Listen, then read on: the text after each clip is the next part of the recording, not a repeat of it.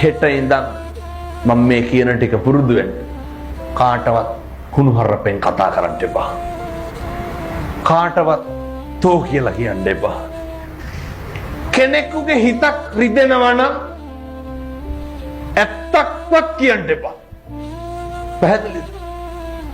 සමහරව කියනවා නේද ඔය ඒකට නම් කියන්නේ මෝඩකම කියලා. මම බෙල්ල ගහලා ගියත් කියන්න තියෙන දේ කියනවා කියලා. ඒක හපංකමක්ද? එහෙම කියන්නේ බෙල්ල ගහලා ගිහිල්ලා මිනිස්සෙකුගේ කියපු එකෙන් වැඩක් තියනවද? වැඩක් නැහැ.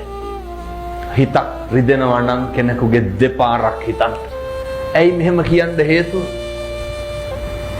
මරණ මංචකේ එළවයි මෙලවයි දෝලණය වෙනකොට මොකක්ද මතක් වෙන්න ඕන? මම මගේ ජීවිතේ කිසි කෙනෙකුගේ හිතක් රිද්දලා නැහැ. මම කාටවත් තෝ කියලා කතා කරලා නැහැ.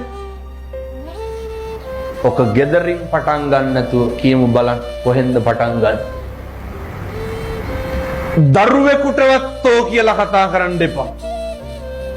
හරි මෛත්‍රියෙන් වැඩ කරන්න.